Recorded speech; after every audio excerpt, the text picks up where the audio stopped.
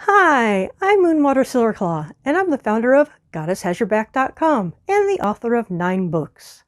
In today's episode, we're going to talk about how witches keep romance in their lives. This conversation is for people who are in a relationship and people who aren't. That may be surprising to you, but let's start off with the first insight. Get clear on your definition of romance. Now, romance is defined as a feeling of excitement and mystery associated with love. Now, if you're in a long-term relationship, you may find that there doesn't seem to be a whole lot of mystery there. What we learn from the gods is that there are seasons, and they change. And human beings go through seasons too. And if you leave space, you'll probably find that your partner goes through different seasons and changes. Another way to bring mystery to your daily life is to pick small things that will be new and can surprise you and your partner. For example, my sweetheart and I went and walked around Fisherman's Wharf in San Francisco. We went into a number of art galleries and looked at the art. The mystery was we didn't know what we were going to see until we walked through the gallery. This leads us to our second insight. Bring in small bits of novelty. In some definitions of romance, there's an emphasis on novelty. Novelty doesn't have to be something big, it can be something small. A usual thing that's mentioned is simply drive another way to work. When you do this, you may see new restaurants that you haven't seen before, or art galleries, or a park where you and your partner could go.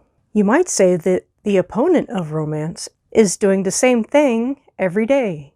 That's why we need to bring in small bits of novelty into our relationships, and in particular, for a romantic relationship.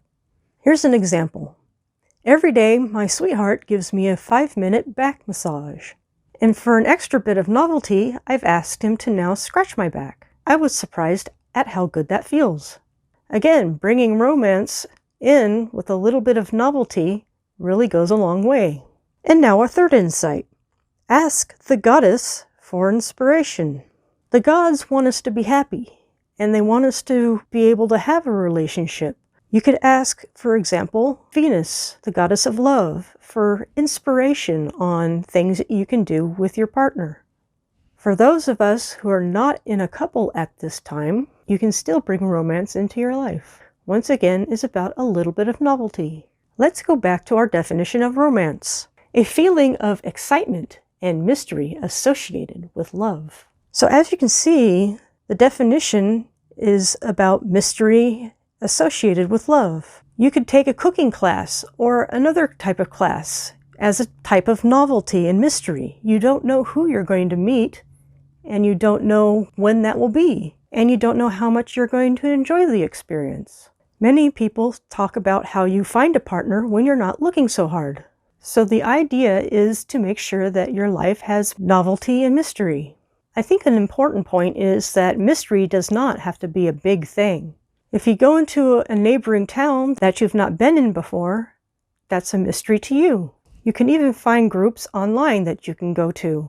For example, Meetup, and go to a walking group and maybe walk in nature. You may find people who have the same ideals that you do. And now I'll summarize.